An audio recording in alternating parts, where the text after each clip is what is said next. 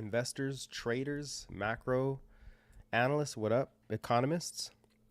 Um, let's check out what's going on here, right? The bears are back. The bears are back, and the big risk today, or at least for this week, is going to be the fact that oil is at those big term levels. And is the Fed going to keep hiking? The economy is stronger than expected. We're going to continue to move higher, but does that also cause the Fed to keep hiking and ultimately a rotation back to the lows, ultimately crushing growth expectations? And I have the Dow up here. We're looking at the Dow. Why? Because I think, there's so much data going back and forth. We can't tell exactly what's going to happen.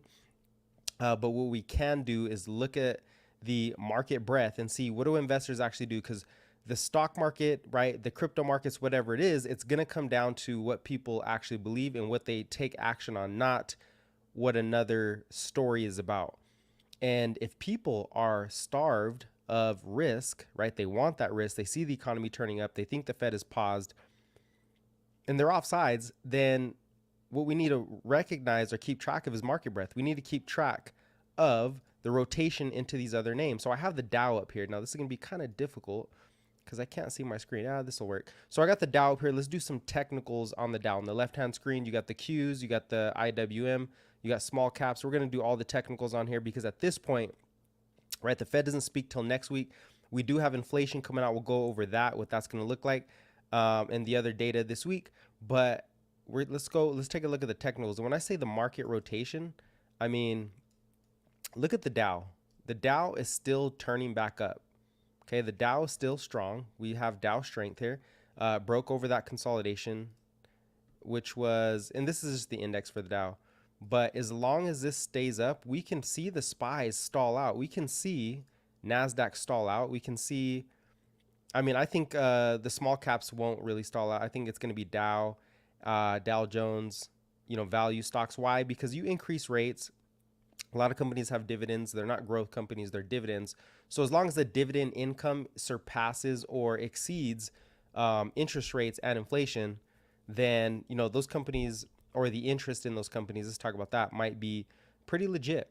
And we are seeing that. We got a golden cross here on the daily chart for the Dow. The Dow is moving up. It's sticking. It's above its actual previous resistance level, right? Whereas S&P and Nasdaq have been very elevated, right? They're pretty elevated. They're up a lot. They're up too much. They need to pull back. There's more room for consolidation, but not for the Dow. The Dow has a lot of room to run. So I want you to keep that in mind. Now let's jump over to, we'll talk about CPI. Let's jump over to IWM. Same thing. IWM is actually at resistance at the moment. IWM is at resistance, but it is pressing against that, that breakout period. And you definitely have the 50-day moving up pretty sharply, right? So that indicates that there's a sharp upside momentum for the small caps, Now, can they survive in an environment where, inflation sticks around 3.5%, and interest rates are elevated? Because you know what, it's more. I don't think inflation lasts. Looking at the data, and we'll go over that. But I do think that the Fed could keep rates higher than we expect if we don't get under 2.5%. The key level for me, once inflation, headline CPI, really core, gets below 2.5%, the Fed is now going to for surely announce the pause and start talking about cutting rates if you get the coincision with the unemployment also ticking up at the same time. So we got to keep our mind on that. But here's IWM. Now let's switch to the Qs, right? I don't want to say the riskiest, but the Qs are pulling back into support as we speak right now. We're at 372. We got 3 touches at this level. We are holding as of today, Monday, right? The week is not over yet. We have a lot of bear cases to get to also, by the way. But here are the technicals. The Qs are holding on. If we drop this level, okay, let's consider what's happening. What is changing here? We got to hold this level somewhere around 372, right? We got to hold that level to stay bullish in the short term, at least in the month of August. And we do know the month of August and September become the worst months historically from 1928. September is the worst month, right? And then you go into October. That's usually where mid-October is where the downside starts to end. And one positive thing to keep in mind is that earnings are starting to bottom. We got the earnings report. Yes, we are in an earnings, an earnings recession for the S&P 500, but the earnings are bottoming. Estimates are getting beat. 80% of companies have already reported, 79%. Now it's probably 80%. And we still have a couple more names to report, but those are being beat. Same thing with S&P, right? This is SPY pulling into support, 445. Now, I think we still come in at 444 for S&P. Maybe it doesn't happen, but we're still on the uptrend regardless of the news. What's going to set us off? What's really going to push us back into a bear market? It's going to be those oil prices, right? It's going to be those oil prices. And just to get some more insight on it, we're going to go over a couple Wall Street analysts and economists who talk about what could happen. I saw a piece earlier that said, there's only 6 more days left before Biden has to buy back oil and oil prices will surge. Is that true? I don't know. There's a lot of data out there. If it is, that would be very bearish.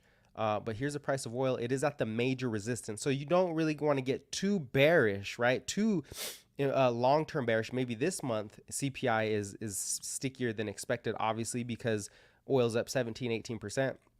And that's going to reflect in July, the CPI that we get on Thursday. So CPI will be higher than expected. It is expected to come in at 3.3%. Our last print was at 3%. We're talking headline here, okay?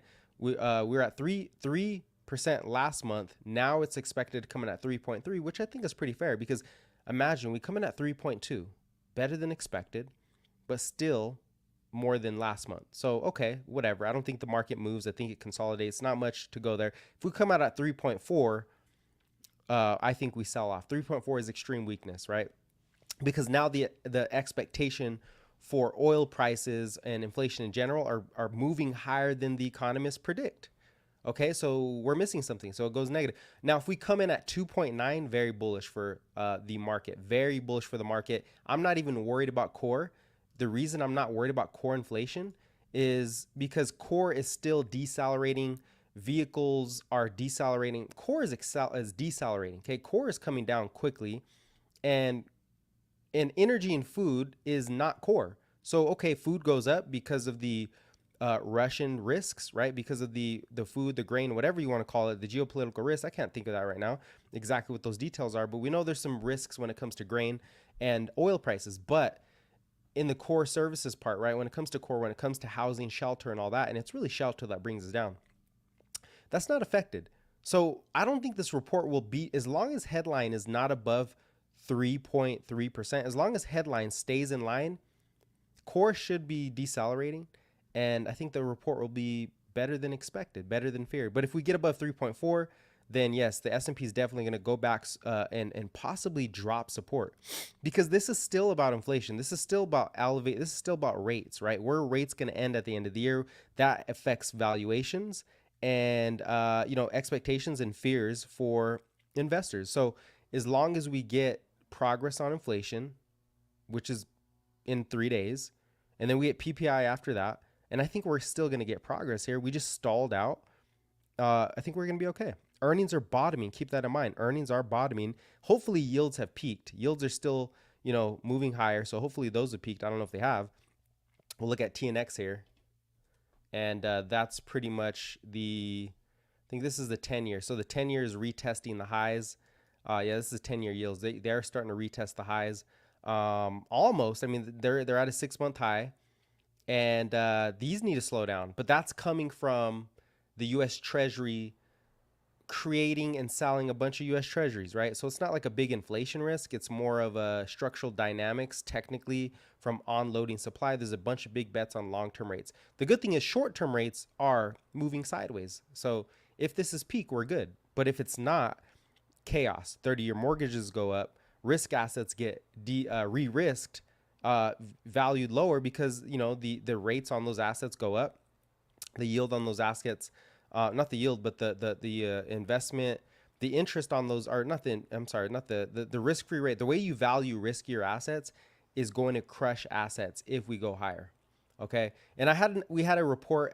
We didn't go over it because obviously I was on the road this weekend, but we're going to go through that also. So let's get to, let's move over. Forget the technicals. The point here is on TNX and we look at the dollar too. As long as we get a rotation, as long as that market breadth continues, who cares? Who cares, Mike Wilson, right? Mike Wilson, very bearish, says, okay, maybe I was wrong. He admits that the Bidenomics caught him by surprise, but those Bidenomics are just getting started, by the way. This is not a endorsement of Joe Biden or any Democratic or Republican candidate at all. This is just to say when you print stimulus into the economy, you're going to have a strong economy. And the question is, will the Fed just stay paused or will they keep hiking rates? That is the question, right? Versus inflation. Is inflation going to come down? Is the Bidenomics going to push inflation higher? Who knows? We don't know exactly. If we get more supply side into the market, more supply of workers, then that might not actually happen. You know, once he starts printing out checks, direct checks, then we're in trouble. Inflation's going higher because you will have, you know, demand without supply. So that's a very sharp possibility. Okay, so let's go to, now this is just a much different setup for me. Hopefully everything works out. Connection sucks. Yeah, connection Wi-Fi sucks. I am plugged into the router. Is this working? Yeah, it's right. It's working. Okay. All right, let's see. So quick couple questions. What do you think about the CPI on Wednesday, DeVar Lawrence? Yeah, CPI. Yeah, let's take a look at CPI. Let's go over let me switch screens here. Man, this setup is tricky. All right, yeah, let's switch screens and check out what we have there. Damn it. I think I can say that word. I'm gonna have to put all these on the same. StreamYard doesn't allow me to see the window unless it's in the same window. That's dumb. All right, yeah, let's go over CPI. So I'll put CPI. I'm gonna put myself. No, I'll keep it here. I'll keep it here. We are on the YouTube. If you want to see that, I'm gonna share the what we have for the economics this week. Okay, yeah, you guys can see my screen. And then we'll go over Tesla. I know Tesla's selling off right back into support. That's a big buying opportunity. A lot of fear. This is just fear. It is just more fear. Reasons to sell. Reasons to get short. Elon Musk is gonna die. Elon Musk needs surgery. He's gonna quit the company. He fired the CFO. No, just normal business. Normal as Elon Musk's neck is messed up. He's probably been sitting too long. I think he has to get back surgery. It's not like he's gonna die because he has some kind of disease. You know, it's like you're going to hear the Steve Jobs stories. When Steve Jobs actually got sick and he left the company, Apple sold off incredibly for like the next 6 months. And then, it was only downside for there and then they bounced. All right, so here we go. Let me make sure this is actually something we can see. All right, can we see that? Clear? All right, cool, clear. I don't have enough screens to look at it initially. So today is Monday, so what do we have today? We had the Fed Bowman speak, Fed Bostic speak. I think it's been the same story. Usually I just go to this breaking news to see, okay, well, what are they saying? What are the highlights that we got here from Bowman and from Bowman and Bostic. And I think they were positive. I think they were pretty dovish comments from what I remember earlier, but let's go through them. Fed Bostic, Fed Bowman, where you guys at? All right, here we go. Fed Bowman, we will be looking for evidence inflation is on consistent and meaningful downward path in making decisions. And I think that's exactly what we're getting, a meaningful downward. I mean, the Fed expects inflation to bounce here because oil went up. That's not a surprise. That's not inflationary. That's not a concern to start hiking again or to get more hawkish. It's not a concern because it is now if oil gets above 83.50, starts surging. I say that if it starts surging to 90, the market is going to have to slow and probably pull back significantly. But it doesn't mean the bull market's over unless unless there's some type of outside risk where oil goes to 100. I really doubt that with the slowing economy. Fed Bowman, inflation is still significantly above the 2% target. Well, what is he talking about here? Core? Or is he talking about headline? Because headline's at 3%. So headline is definitely not significantly above 2%. But core, I think, is at 4.8% on a year-over-year basis. So core, still pretty elevated, but coming down quick, right? And core, I think really if there's going to be some upside in over the next week, this inflation report, it's going to be that core falls pretty quick. Again, the only reason CPI will be stickier on the headline is because of oil prices. You go to core, you minus oil prices, we're still falling pretty quick. I expect additional rate increases will be likely lower. Okay. Okay. Let's see. Credit Suisse seeks bondholders. No, don't care, don't care. Bostic's always pretty dovish. What does Bostic have to say? Fed Williams didn't rule out the possibility of cutting rates in early 2024, depending on the economic data. It's always depending on the economic data. If we get inflation down to 2.5%, and we're still slowing in the economy, they're going to cut rates. Inflation was coming down as hoped, and while anticipated unemployment to increase slightly, unemployment coming down. It's the same story week after week after week. It's all data dependent, and that's why we look at the data.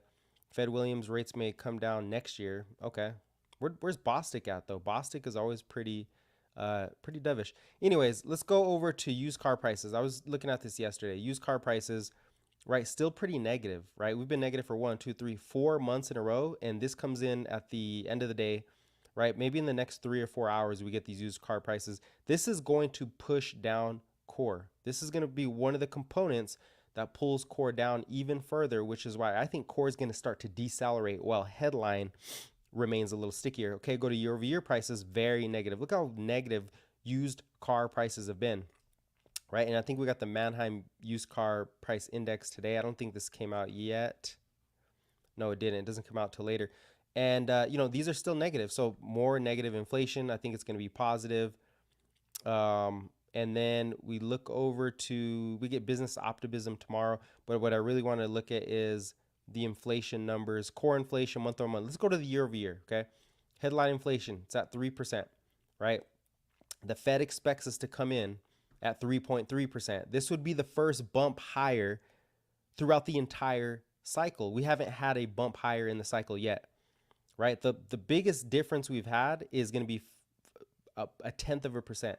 When we were at 5, we went to 4.9. We slowed because oil price. This is always oil prices, always energy prices, which is why we look at the price of oil. So we should be bumping up here, and if that does happen, hey, whatever. The stocks are bottoming. That actually doesn't hurt earnings. It doesn't hurt earnings. We're in restrictive territory.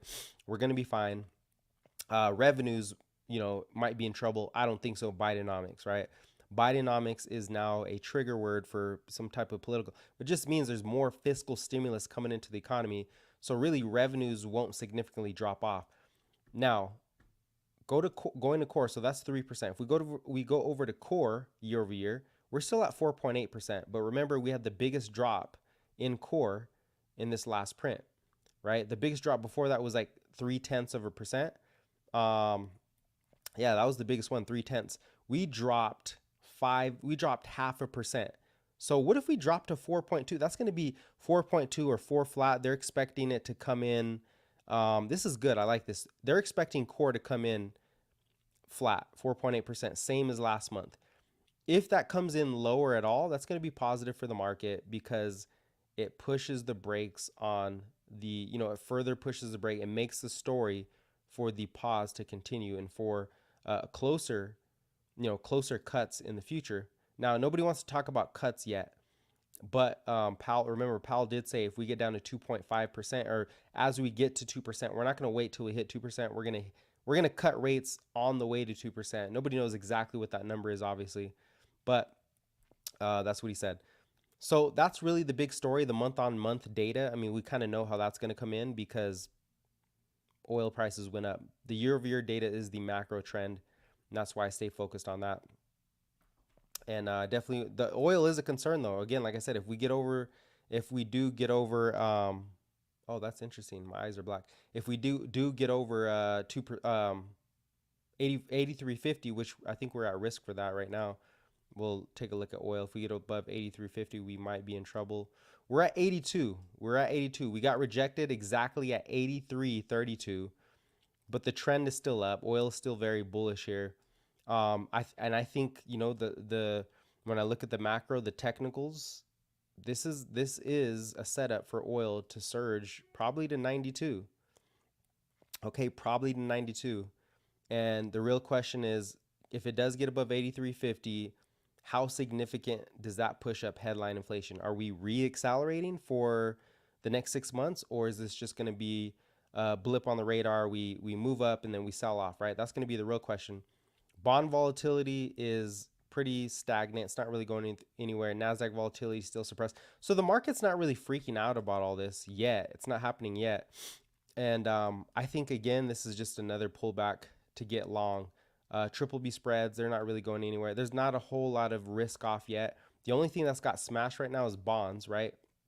We saw bonds get smashed, obviously, because the bonds got smashed because the U.S. Treasury is printing more bonds. They're selling bonds. The government is selling bonds, and the Fed is unloading bonds. So who's gonna outbid the government, the fiscal policy? Who's gonna outbid government selling of bonds and the Fed? Nobody.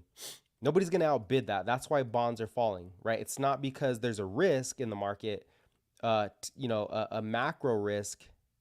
It is it's basically an interest rate risk. It's basically you can't match the buying. Now, if we get QE, if here's the Fed's balance sheet.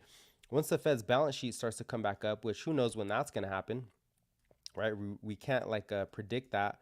But we do know one thing as a principle: when economy is slow enough, right? When unemployment goes up significantly, then we should get the Fed to come back in and start supporting QE, to start flipping over. And I think they're in the motion of doing it. It's taking longer because this economy is a lot stronger than anybody expected. We didn't expect it to be this strong.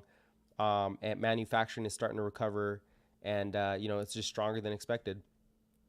So 2-year. Now this is also interesting to look at. You got 2-year government bonds not really moving; they're coming down. The 10-year is catching a bid, the 30-year. So the long end of the curve is actually moving up still, while the short end, the 2-year, is coming down. That's a positive. For me, that's very positive. Short-term growth funding is falling, which is why you kind of get more Dow rotation, because NASDAQ tech companies, they get a boost off of long-term rates coming down because their growth prospects are into the future. But if you're looking at McDonald's, right, their short-term rates are going to be more important. Or if you're looking at who's a prominent Caterpillar, the short-term rates, Caterpillar's already turning a profit. So the short-term rates are more important for them, which is why I bet Caterpillar is surging today, or maybe not today, but over the past, month. Caterpillar and some of those industrial stocks, they're getting fiscal stimulus from the government, and at the same time, short-term yields are falling. So that's good for them. Growth stocks, NASDAQ, tech, innovation, not doing so well because you get the long-term rates moving higher, right? That's basically the principle. Now, flipping over to the dollar, I think we're still in a downtrend, okay? Dollar still in a downtrend, not a whole lot of risk here. You see it's getting rejected by the 50 and the 100 daily moving averages. I think it's still 101 is the key level, but we did have a nice bounce off that 101 level. And now, the question is, do we rotate back down? And that's going to lift us up. That's going to lift stocks. That's going to lift risk assets once the dollar starts to roll over again. We got faked out. It made a new low and it surged right back up. So it faked us out. And who knows why that faked us out? We don't know exactly why the dollar faked us out, other than other central banks might be printing, which pushes up the dollar currency.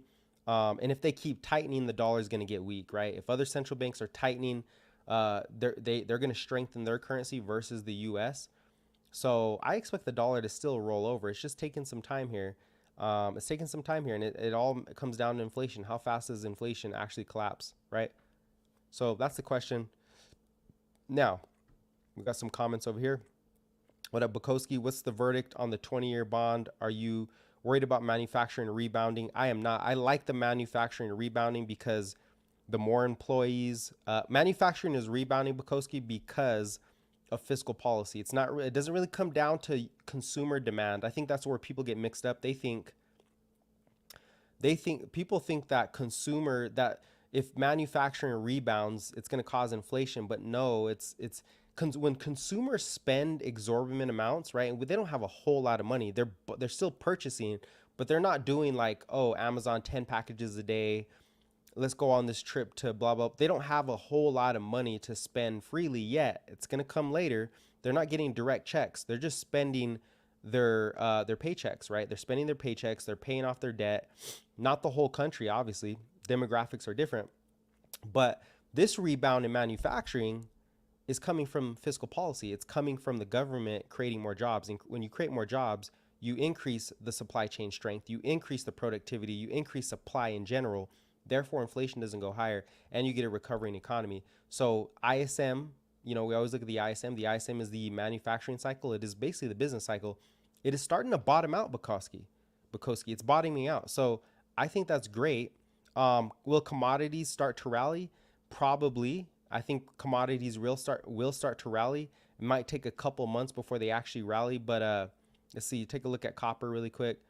Copper is it's okay. It's sticking there a little bit. I think commodities do rally for sure. Natural gas looks like it's starting to bottom out there, right? So yeah, we could get that now.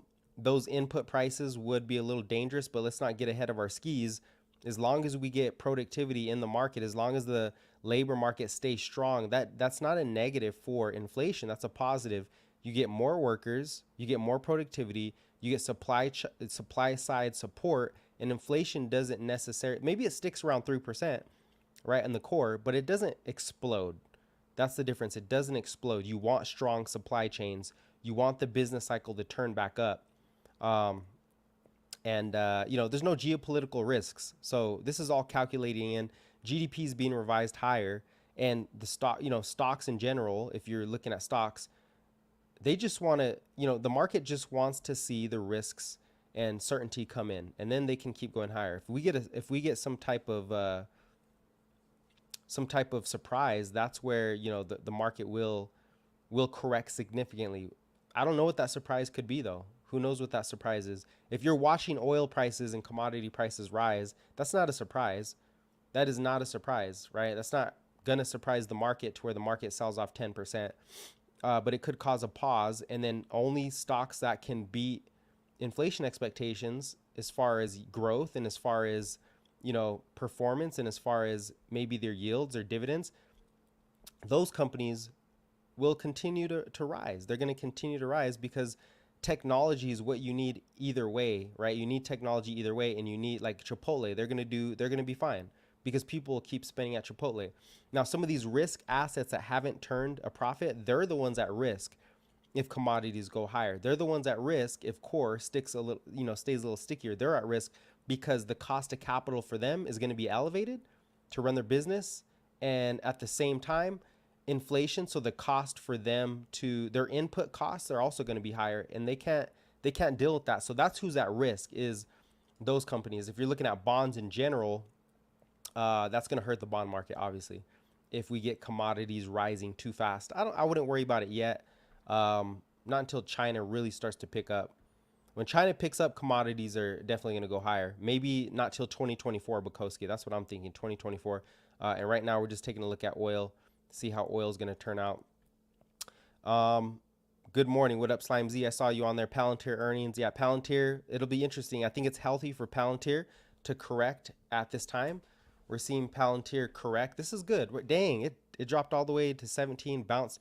You want to see a correction before earnings. That's always a better, if you're long the stock, that's always a better bet that it corrects into earnings. You don't want it running straight up like Apple, like Tesla, because it's very likely it's going to sell off, and it's buy the rumor, and then or it's just buy the news and then sell the facts, or buy the expectation, sell the facts. Everybody says buy the rumor, sell the fact. It's buy the expectation and sell the actual numbers. So that's positive for Palantir, but we'll see. You have to actually get into the details. They are positive now for earnings. They are turning profit, so that company is going to be fine. And they're the leader in AI. They're one of the top AI companies that's going nowhere. They're going to be fine. It's mostly going to be other companies like Teladoc. Teladoc needs to pull it together, right? Oh, by the way, Zoom. We always look at Zoom. Zoom had what was it? Zoom. Let me look at it really quick. I think you guys can see my screen. I know that story's in here. Zoom can now train its AI using some customer data according to the term. Update terms. So that's cool. They're using AI for their data. We want to see the stock price go up. It bounced a little bit, but what does that mean? They need to prove on their earnings call, they need to prove that they can grow their revenues with this, that they can grow EPS, that they can scale despite all the risks. That's what Zoom needs to prove. And you just got to wait till we actually get that news, right? Now on the positive side too, let's go through the market internals really quick. We didn't do this. I just want to go through this real quick. Industrials up today, chill, right? Healthcare up today, starting to bounce.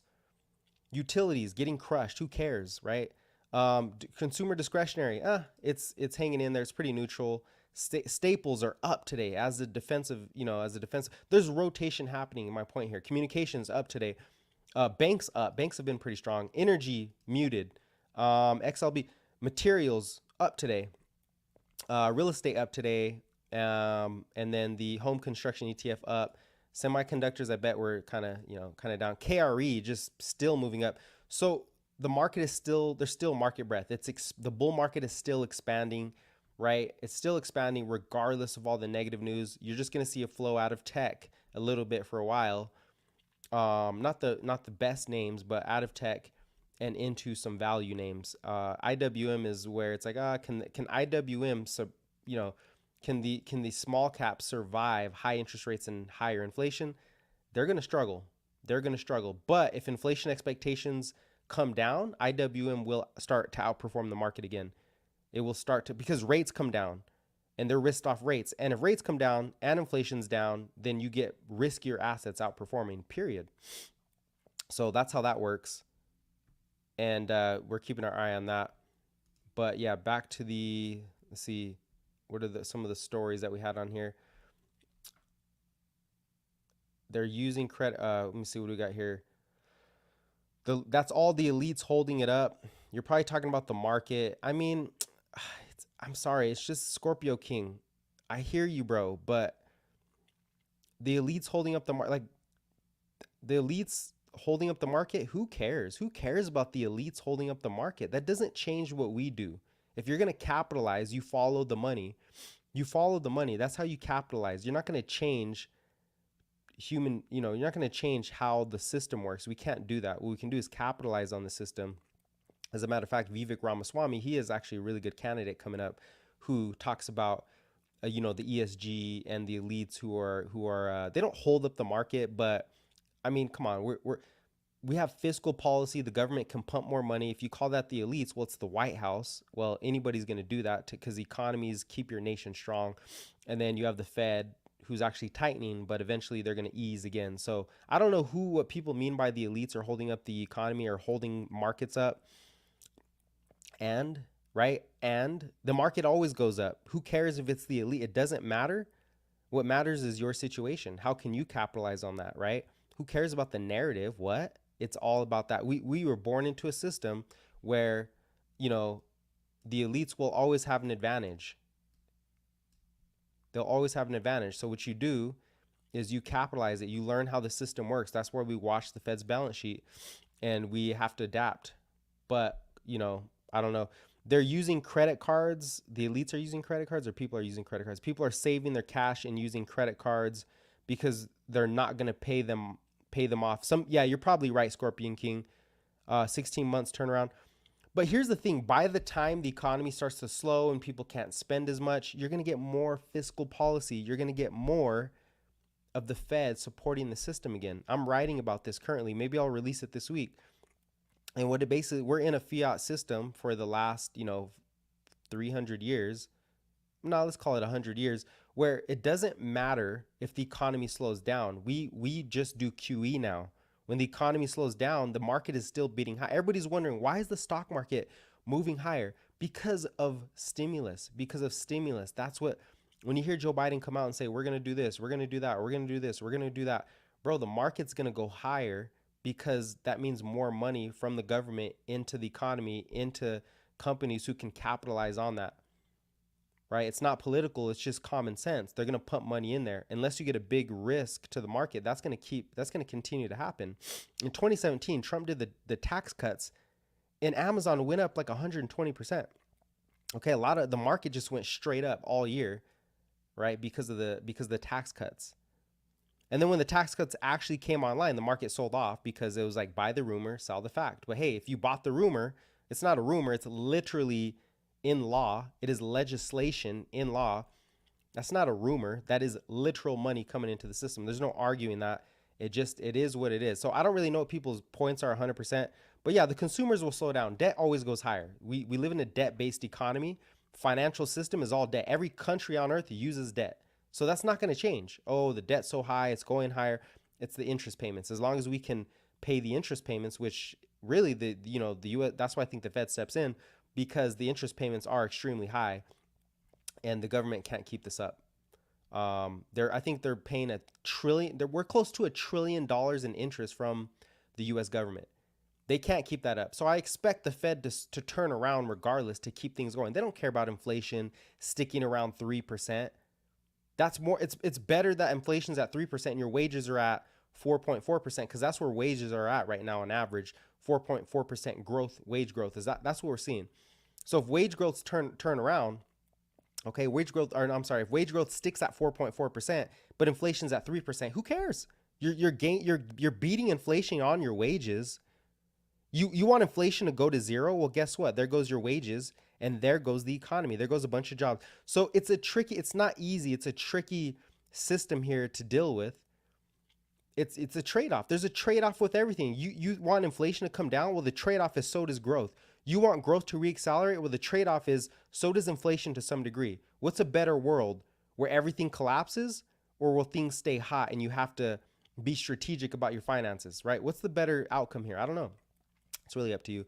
I rather own the inflation. I say, hey, I want to own the inflation. I want to get exposure to oil when energy prices go up. I want to get exposure to tech when they print a bunch of money and tech goes higher. I want to get a bunch of exposure to things that inflate the fastest, not complain about it. You got to do something. You can't just complain. You got to do something. So I don't know, maybe that message doesn't resonate, but it is what it is. It is what it is. Mike Wilson says things are going to crash.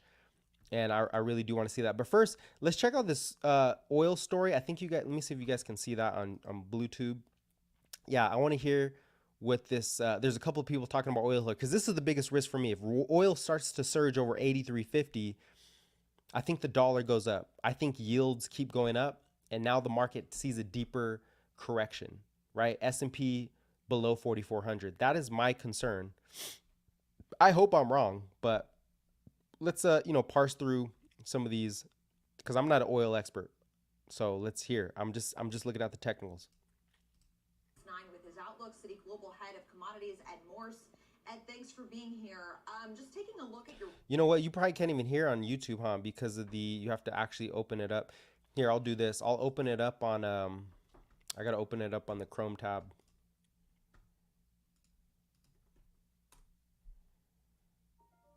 What knocks people Can you guys hear that? Risk of ruin. But we don't realize. Joining us here at Post 9 with his outlook, Citi Global Head of Commodities, Ed Morse. Ed, thanks for being here. Just taking a look at your recent note, you said that, the inventory news from last week just really reinforced the view that politics of supply rather than economics of demand are responsible for the rise to above $80 a barrel. Why do you think that is? Well, it's very easy to do the math. In April, a bunch of countries led by Saudi Arabia got together and said, why are prices sticking in the low 70s? And what if they go down further? Let's do something about it. So they made a cut, nothing happened. And then the Saudis decided they'd have to make another cut. So, when you take basically 2 million barrels a day out of a market, that's the difference between inventories building and inventories drawing. And that's what we're having now. So from here, do you see it continuing to go higher? Well, you think this is a third quarter phenomenon? And we definitely think that there's going to be incremental supply coming into the market in the fourth quarter that's going to more than meet demand. So we have in our numbers, just assuming the Saudis are going to bring back that 1 million barrels a day, we have 1 million barrels, 1.5 million barrels a day of inventory growth in the last quarter of the year, and that'll bring prices down again if that works out that way. Who's bringing the incremental supply? Is it a compliance issue or somebody else? No, the incremental supply is coming from a bunch of different places. Non-OPEC is one of them. We expect U.S. supply, which, in the petroleum supply monthlies is already at total liquids at 2.3 million barrels a day, 21.3 million a day. That's a record. No country in the world has ever produced that much liquids. We think the crude oil side of it's going to go up to 13.2 before the end of the year. You see that in the numbers. You see it in the reporting of companies. They have greater efficiency than they had a year ago based on the drilling rates that they've come down to, and their production is growing, their efficiency is growing. It comes from Canada with the end of the wildfires. It's coming from another big slug of Guyana. I mean, you can't look at the Western Hemisphere without. So look, so far what I'm hearing here, nobody's talking about this. Okay, oil demand is going to rise, prices are going higher. I don't listen. I am not an oil expert, so I'm going to listen to some of these guys, and we got to decide for ourselves. But it sounds like the production of oil is actually going to start picking up. There's a lot of mandates, or a lot of a lot of I don't really know what to call them, because again, I don't know how oil works 100% when it comes to the terminology. But he's saying that more supply is coming in the U.S., more supply is coming in for Saudi Arabia, even though they're cutting supply, they're cutting their output, but the actual drilling is going to pick up, right? And if that's the case for China, I know they have a lot of inventory. Inventory growth is going higher. I don't know. I don't measure this 100%, right? I don't know everything. But if he's right, then all these traders are offside. Then they're thinking everybody thinks oil goes higher and it gets stuck. Maybe it goes a little higher, but it maybe, it gets stuck. And he's saying for sure in the fourth quarter that there's going to be more supply of oil, and you get that sell off in oil. So maybe we do see oil surge to 95 for the next 2 months, and it does hurt the market to some degree, right? Not core inflation. Core is going to come down. So that's why I'm like, whatever, energy. It's going to help oil stocks and some other stocks, which is going to increase S&P earnings anyway. And it's going to hurt the consumer a little bit. For sure it will. But if we increase that supply of oil, hey, oil prices don't really surge. Now, let's see if he has anything more meaningful to add on to that. This is just more productivity coming forward. Looking at, a solid 1 million barrels a day of incremental supply. And then there are 5 countries in OPEC that people shouldn't be writing off. We used to call them the Fragile Five. They're Iran, Iraq, Nigeria, Libya, and Venezuela. And if you look at their numbers, they're almost all coming up. Do you think retail gasoline is a threat to the consumer? Retail gasoline has affected the consumer. I think there's a big debate as to whether it's the price. The price of gasoline is up around 40 cents on average from where it was on average in December. It's still 75 cents lower than it was a year ago. There are other things taking place. And yeah, demand is up. We think it's up by about 140,000 barrels a day. It actually, on the weekly numbers in July, went down from June. So that might be price, but it might be a change in habit. It might be a change in the efficiency of the fleet. There are a lot of other things. By the way, the summer's over, so there goes your oil demand. This might be the peak in oil. Keep that in mind. This could be the peak in oil. The summer demand. Oh, it's summertime. Everybody's going to travel. Well, we're coming to the end, right? It is August 7th. People are going back to school. There goes your summer trips. Oh, well, some people can still take trips. Okay, great. We're talking about the general population. We're talking about most people. We're talking about the trend, not your cousin who doesn't go to school till September, or your uncle who doesn't work and he's retired. We're talking about in general, the wave of inflation from oil prices, from energy prices, was supposed to come from this summer surge. And we got that. And now we're at $83.50. Now we're at $83, but that should roll over because we're not in summer travel no more. So that's a good one. He says OPEC cuts. Okay, great. Record workforce retirement. Okay, people are traveling. Changes in driving habits. People are driving less. People are actually driving less. Maybe I'm wrong about this. That's my guess. People are driving less in my view. They're waiting for Tesla EVs to come out. No, I'm just playing. People are driving less, and summer is reaching the August peak. So this could be it. Maybe 83.50 is the top, and the dollar rolls over. Oil comes down. Another buying opportunity for the market. Everybody gets pissed off. Again, that is a bear. Anyways, let's finish this off. What's going on besides the price of oil? Well, because last year they seemed to be able to absorb the higher prices, decently well. You talk to executives in the banking space, and they say consumers are still relatively flush with cash. Do you think that they're able to absorb these levels as well? Well, we think they're able to absorb these levels, and it's not our judgment that the price is what's doing it. It's very much our judgment that it's a change in driving habits around. 2 big changes. We look at the job market and we forget that we're having a record number of retirements. This has been the case since the beginning of the pandemic. You're taking people out of the labor market who had on average 3 cars per family. They now have 2. And then retirement. So he's pointed to demographics, which are deflationary. And I agree with this guy. Of course, it helps my narrative. I'm biased, but I'm going to be honest with you. I agree with this guy. I think it is deflationary. People retire. When people retire, they don't spend more money. They spend less because now they only have so much income.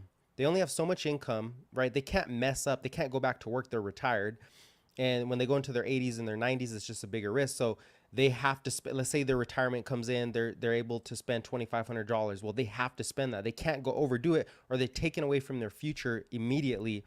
And they don't have as many cars, right? So this guy is pointing to the demographic deflationary story. This is the beginning for oil. Look at, most people are going on Zoom for traveling, for business. They're doing online virtual stuff. I cited this a couple months ago. We talked about, not cited this, I talked about this a couple months ago, which is ISM is lower. The manufacturing economy is still weak. So there's not a whole lot of oil, demand in there. And you have, market share being taken. Eventually the Saudis are going to have to start producing more oil again. And that's going to be a big shock to the bulls, the oil bulls, because, sorry if you're a bull, because they don't want to lose market share to Russia and Iran. They don't want to do that. So they're going to turn it right back on. They just want to get the prices up for a while to make more money. And Russia too, they want, Russia's taking market share from these other countries. Even though they're all in OPEC, they still are battling each other for dominance in the oil markets, okay? So, and then you have the virtualization of everything. People are online now. They're not traveling. They're not going on dates. Like, kids are not even going on dates in person. They're not driving to California like they used to from this state to this state to this state. They're online dating. So demographically, there's going to be less demand for energy prices when it comes to that. So anyways, that's my thing. And I'll let this guy continue. Nobody's going to work, and they're driving a lot less. So yeah, employment is up, but the retirements are up too. Then we look at the efficiency of the fleet, which has gone up significantly. It's gone up significantly because of these supply chain problems. And as a result of them, auto manufacturers decided to sell the most expensive cars they could sell, which turned out to be much more energy efficient than what they otherwise might be selling. And you have the EV penetration. And if you've been, as I have been, a renter of vehicles this summer, I've rented vehicles in 3 weeks in a row. The lowest average of the 3 cars that I rented was 38 miles per gallon. The highest was 57, by the way. Oh my gosh, wow. That's crazy. Huh. So better efficiencies, right? That's technology, better efficiencies. And this is all about the price of oils, right? Less demand for oil, less output for oil. People are retiring. The summer's over. Yes, there's more, there's people coming into work, but it's over. Now, Bukowski, let me hit your comments really quick. I'm trading oil right now. It's trying to break now. If we get above 83.50, hey, I'm long oil. I'm not getting long oil personally.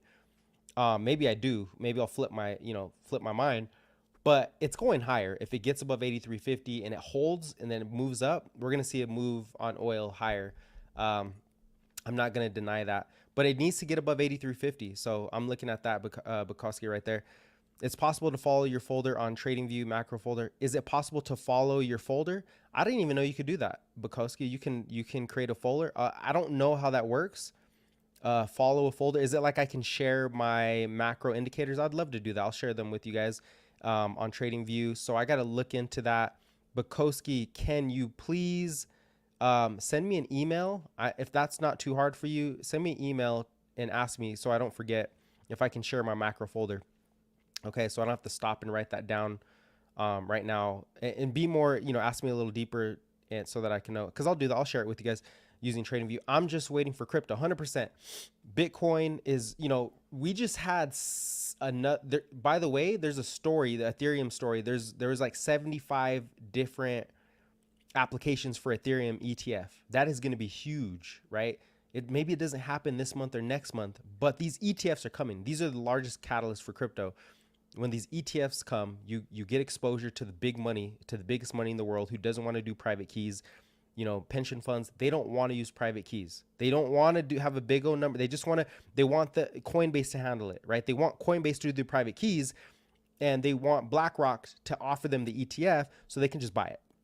And when that happens, you open up a wall of money. It didn't happen last cycle, but it will come. And yeah, I'm waiting for crypto too. I think that's still the fastest horse in the race over this next macro cycle from the bottom. Hey, when the ISM bottoms, when the ISM manufacturing cycle bottoms, we're going higher, right? Everything is going to go higher if inflation remains tamed. We could stay at 3%. Fine. Who cares, right? That's fine. Anyways, you get more supply into the market. Now, there's another story on oil too. Let me see. Is this the other one? Hopefully it's not the same. This guy might actually be bullish on oil. So Maybe I'm wrong, but there's a couple. I want to hear the Bulls and the Bears, obviously, and Mike Wilson. This is AG1. But before we go to that, let me finish your guys' comments. I appreciate you guys on the stream today. It's a little different.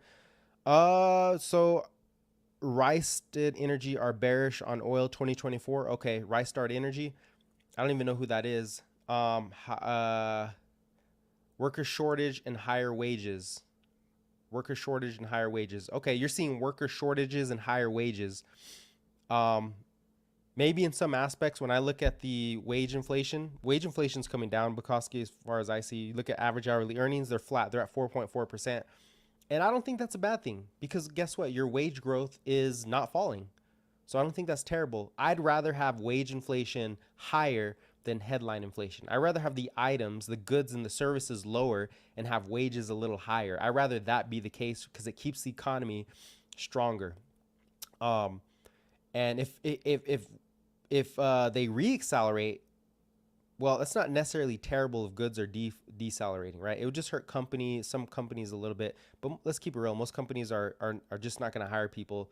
They're going to switch to AI. And those companies will move a lot higher. Now, if you have no choice and you need physical bodies, then yeah, you're going to stunt your growth to some degree. But everybody will integrate AI like they did, the internet. Every single restaurant, every hotel, every brick and mortar store that you've ever known for the last 10 years now has an online application, right? Same thing with AI. That's coming. So again, still bullish on tech. Anyways, next story, next oil story. Let me get rid of this tab. Let's hear what this guy has to say. Turn down this. See if you guys have any comments on here. Sounds good. While this loads, let me go run to the restroom really quick. I'll be right back, guys. Too much. There we go, right there. We'll be on the story. Hold on.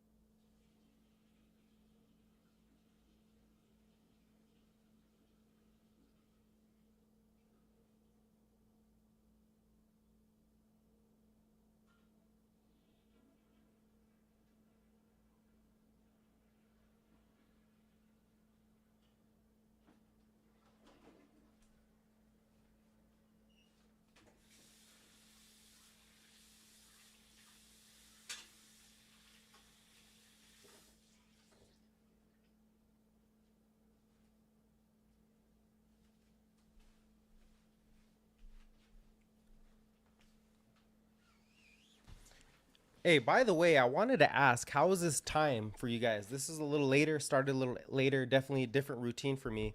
But do you guys like this time? Is it easier for your day to listen into this? Is the early morning too early? Because we're looking at what we started today at around 1 p.m. Eastern time. So this gives us, 2 hours till market close. You already see the price action. We come in a little later to check the price action. How is this timing? If you don't mind letting me know, is this better than earlier? Because midday, maybe it's a midday stream. I'm still trying to increase, still trying to bring the best stream, or implement the best way to do this. And I don't know if it's earlier, I don't know if it's later in the day, I don't know what it'll be. So let me know if this is a better time. Usually we start at 10:30 Eastern, and then we move to 11, and then now maybe we do 12. We'll see. 12 or 1. So anyways, Scorpio King. Oh no, there's no comment there. All right. Oh, okay, I see. All right, cool. Yeah. I might try that. Plus I can get a little more things prepared. There's more comments, and there's more people in the cycle. But let's hear what this guy has to say, because really this whole story, this whole bearish narrative is all about oil. Morgan Stanley, we're going to get to him. They're all saying that, oil goes higher, inflation goes higher, it crushes, the Fed has to hike again. I really doubt oil can stick above that 83.50 level for long, even if it does. I really doubt it. You like this time? All right, cool. I appreciate it. I think I'm going to switch it up. It might be better for people. I noticed that there's a couple of people jumped on here. But anyways, yeah, okay, cool. I like the feedback. Thanks for the feedback. It's okay. Let's go to this story. Make sure we can hear it. Oil prices remain big pitfall for market, says Wolf Research cynic. And I think he talked earlier. Is this him? I'm gonna read the story before we get there. Oh, I didn't even share it. There we go. So before we even get to this, right, there was an article that came out on CNBC, basically some technical analysts basically saying that we're setting up for a seasonal slump. And we already know this because if you have the newsletter, right, free link in the bio, in the description, we talked about August, well, really September being the worst month historically for the stock market. And once you know that, I don't think it always happens that way because everybody's already looking for downside. So I think August, we could bottom in August, and then September's an up day. Who knows? Either way, that's where we anchor our biases, right? Now everybody's anchoring, it's called anchor bias. They're anchoring their biases towards, oh my gosh, August, September are always red, are always lower for the S&P, sell everything or wait for the dip. I think they're waiting for the dip. That doesn't come, we consolidate and they start buying back in.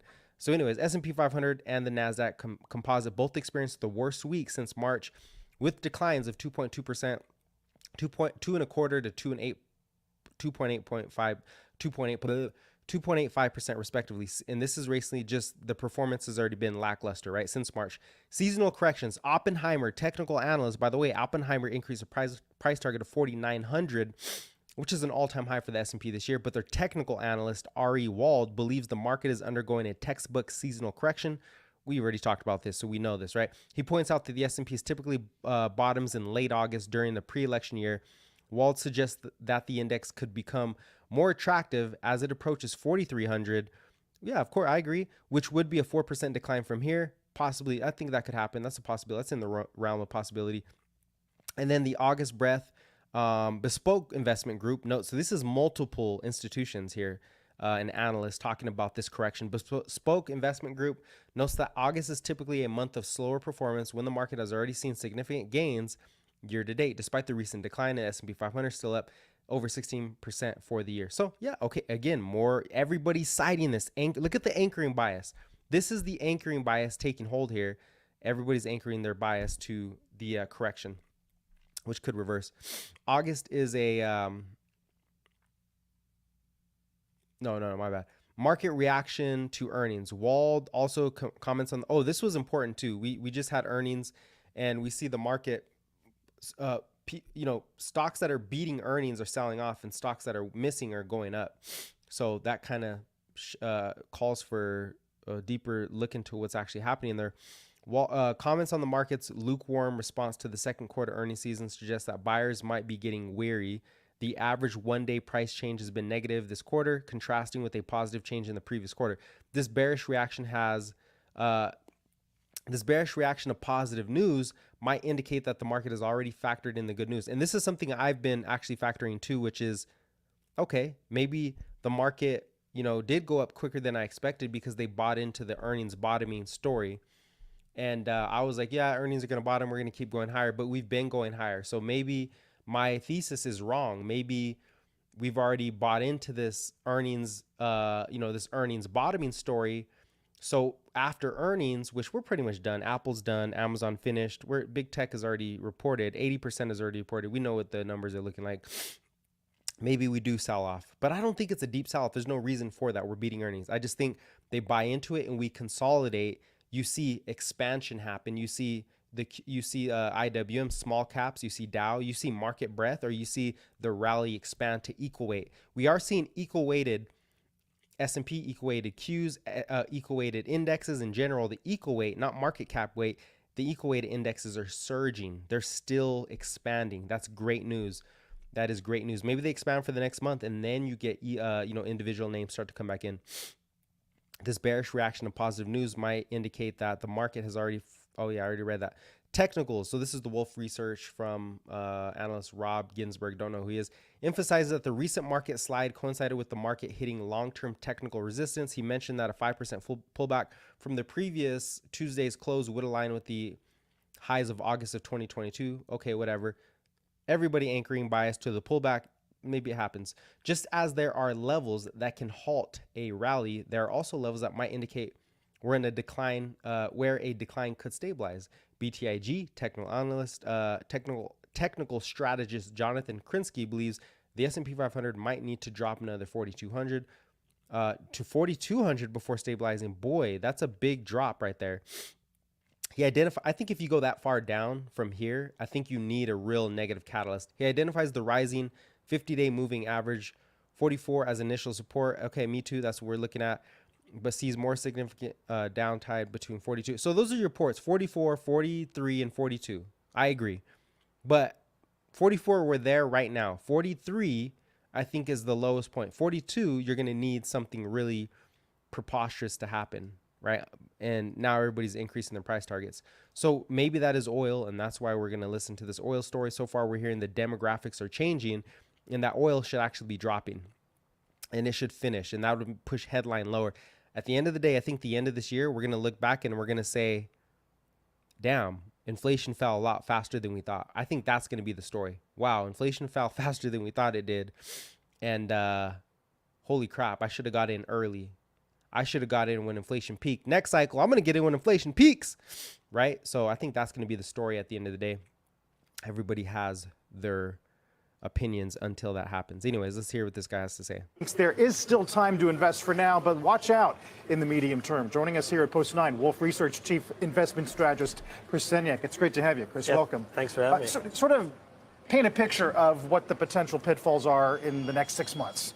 Yeah, so there's a host of pitfalls, I think. I think the biggest one foremost is oil prices. I think the quickest thing that can cause the disinflation narrative to go away is higher oil prices, right? And that's the thing we're most concerned about because that feeds into inflation. It starts feeding in input costs.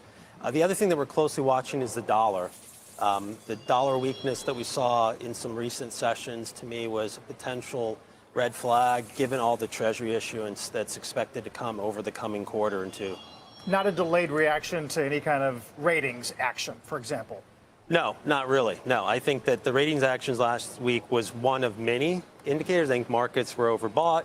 I think the issuance spooked the markets, frankly, the most. And then you had energy prices after their 3-week run pushing really hard and higher. So it was a confluence of factors, I think, kind of all, and to what was an overbought market, right? So it was, we penned a piece the week before saying it was as good as it can get, right? And it felt that way. What are your main concerns with regard to oil going higher? What do you think are some of the catalysts there? Because we saw inventories come out, didn't have too much of an effect. Demand from China seems to be pretty stagnant. So what is it that you're really worried about on that front? I think it's OPEC. I think OPEC wants to put prices higher. I think one of the things that we underestimated this year was the impact of the Strategic Petroleum Reserve and how it put downward pressure on oil prices, by an extension gasoline prices, which helped the consumer, right? And that's why there's been upside surprises to the consumer so far year to date. And it feels like OPEC wants higher oil, and it's hard to mess with a cartel that big. All right, we'll talk to Ed Morse later in the hour about his view. He's been maybe not as bullish as some. On the issuance thing and the impact on equities, would you expect it to hit mega cap tech? And if so, can industrials and banks and some of the other materials names make up for that? Can there be an evening of some of these? Yeah, so I think with respect to interest rates, it's twofold. I think rates move higher, long rates move higher over the short term into just a supply glut from Treasury issuance and into an economy that remains very resilient. I think as we get 6 to 9 months out, I think yields are going to be a lot lower on the long end because the economy is going to slow from the impact finally of all the Fed rate hikes. But it's happening at a much more slow and measured pace than something we've seen in the past. So 10-year, I saw one target today, R.J. O'Brien, looking for 4.6 by year end. Does that make sense? I think it's going to be closer to 3.6, if not lower than that at year end, because I think the economy is going to weaken. So I think we got to digest this issuance here over the next quarter. I think growth looks like it's going to be decent in the U.S.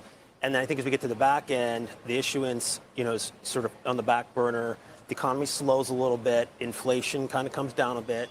And then you start to see yields come back in on the long end. And it's basically an economy slowing type of call. Do you have a hard landing on the table at this point? Because that would suggest a pretty significant inversion. So I think it's very hard to see inflation coming down meaningfully and a soft landing. So we're in the hard landing camp, but I don't think it hits till late this year, early next year.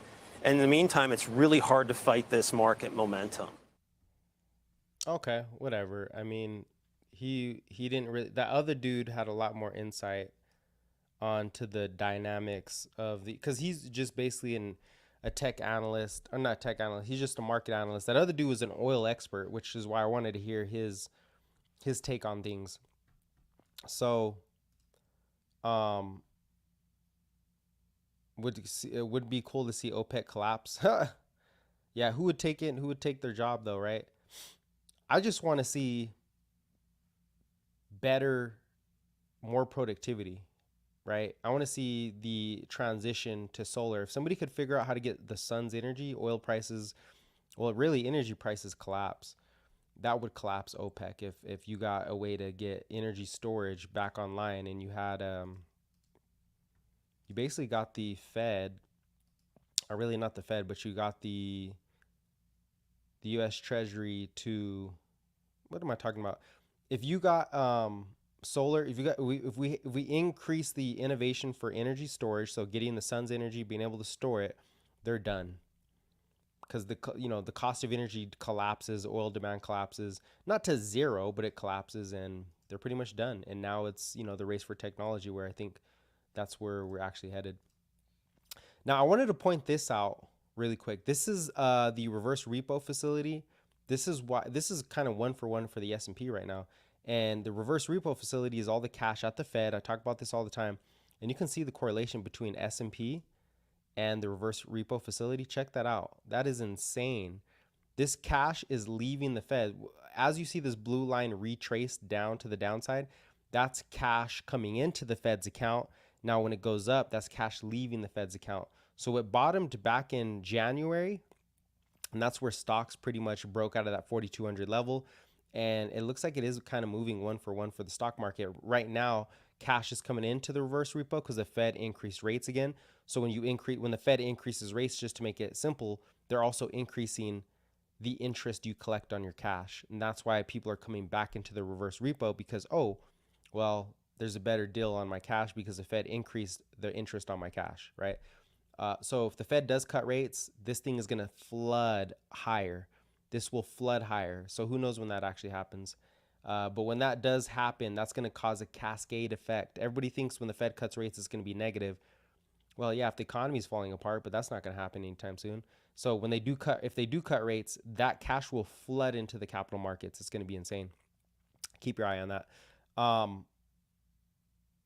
Let me see, what were we going to go over next? We went over the macro stuff. I think somebody had a question. Oh, Slime Z, do you think we're super overextended on the S&P monthly? I'm getting ready for a huge push through, I am getting ready for a huge push through or a huge pullback. They just put it up on there. Probably a lot of people want to see that.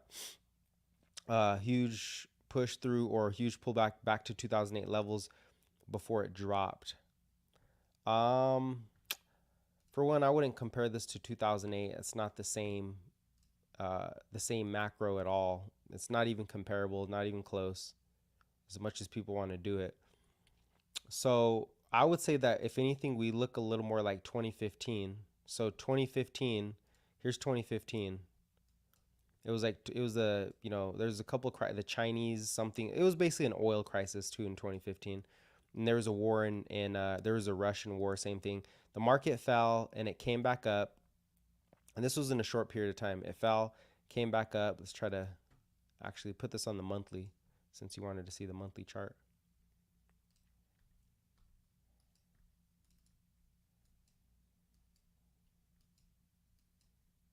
So you had the market sell off, and then it retested the highs and then sold off again and then came back up. So we could retest the highs and then fall, but I don't think we make new lows by any means. There's no way we make new lows unless there's some type of big risk into the market. But I think there's a possibility. I still think we run up to all-time highs by some point. And the only way that we don't break through the all-time high is if inflation starts to meaningfully break the trend to the upside. Then I think that happens. But growth isn't a concern. If growth falls off a cliff, more stimulus, more fiscal stimulus. It's easy. It's as simple as that. It's really inflation. Can you do that without inflating the price of everything, right? So yeah, the monthly chart, you said, let me try to think a little deeper on this, because to me, it doesn't seem like we're comparing. I mean, I'm getting ready for a huge. So do you think that we're super overextended on the monthly? So let's look at SPX really quick. SPX, where's my SPX at? Let's look at SPX and do some technicals on this. I'm gonna look at the RSI really quickly, really clear, Slime Z. Look at the RSI. The RSI is not even overbought yet. It's still in the middle. It's at 60. It's a little above mid-range, but the RSI is not overbought by any means yet. So no, I think there's still a lot of room on this monthly chart. When it comes to SPX, we're not overbought. We're still holding the moving averages. We're still above the quarterly moving averages. That was another one, the quarterlies. We have to look at that on the other charts. But let's look at I don't think we're overbought for sure. Not to say we can't consolidate here. We could consolidate here for a month or two for sure, where you have a bull market in some areas. But overbought, no, not to where we're gonna pull back and come all the way to 4,000, which a lot of people say, or comparing it to 2008. Maybe I don't know if I'm hearing your question correctly, but 2008, right before the rollover, the RSI was overbought, completely overbought before it sold off. Even back in 2015, we were overbought. Look at us right now. We're not there. We're at a 59.60 RSI. Overbought's around 70. So I still think we have room. We have a lot of room to the upside. This is SPY. Hold on. Maybe did I miss? Is SPX look any different? Same thing. I mean, it's pretty much the same index. So no, I don't think so. I think we're good right there. Oh, I hate sitting down. Yeah, so that is S&P. They were talking about the Bitcoin ETF a little bit.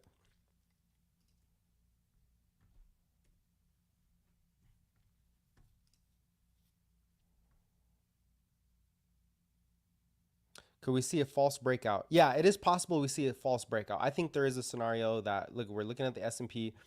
I think there's definitely a scenario where we go, and this is just not based off technicals. People think, oh, because we saw this in 2008. Bro, do you understand inflation, business activity, interest rate risks? Do you understand all those first before you make your, what about market breadth? What about sentiment? What about new technologies that innovate and bring in IPOs? They're not factoring that in. So if we go to all-time highs, the only thing that really crushes us is if the economy strengthens significantly. So the market gets super excited. We go to all-time highs, and then inflation starts ticking back up again. And when I say ticking up, it needs to hold above 3.5%. And if that is the case, then yes, we could pull back, and we could pull back. But how far do we pull back? Right back into the uptrend. I don't think we're gonna pull back into like make a new low. It's gonna be right back into the uptrend, unless because here's the thing. If the Fed still has rates elevated at that point, it's really hard to get inflation expectations to continue to go higher. And if they hike even faster, they're going to cause a real collapse. We get a sharp pullback in the market because banks collapse. Some banks collapse, and maybe regionals, because they keep hiking, and treasuries get destroyed, and then all of a sudden they come back with QE.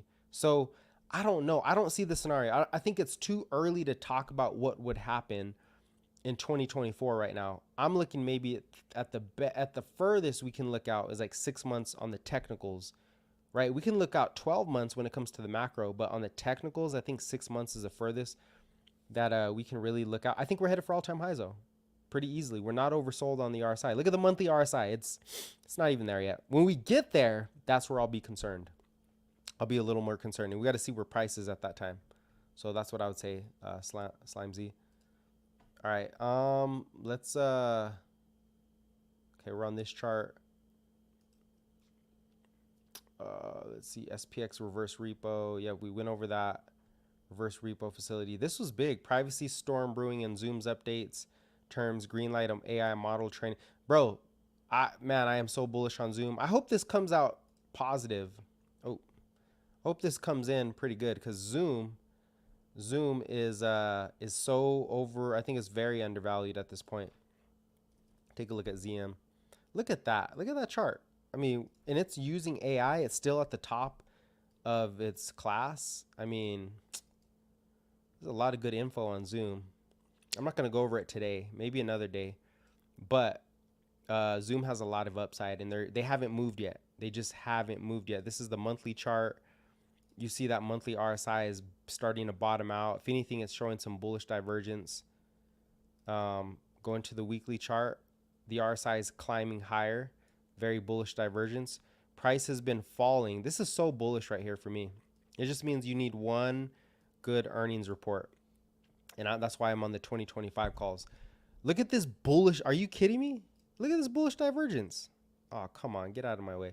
Anyways, you have the RSI climbing higher, and you have price falling. That's super bullish divergence on the weekly chart. That's what I like to see. So it means buyers are stepping up, buy, but price hasn't moved considerably yet. So that's very bullish divergence. We're going to keep our eye on that. Mike Wilson, I think it was the last the last commentator I wanted to listen to. Mike Wilson. Mikey Wilson.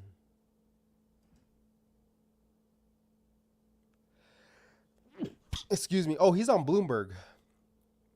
Mike Wilson is on Bloomberg. Let's see.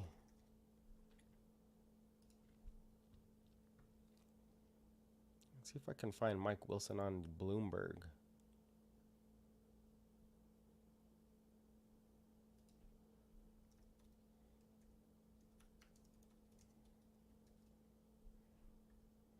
Was this a month ago? No, bro, today. There it is, 4 hours ago.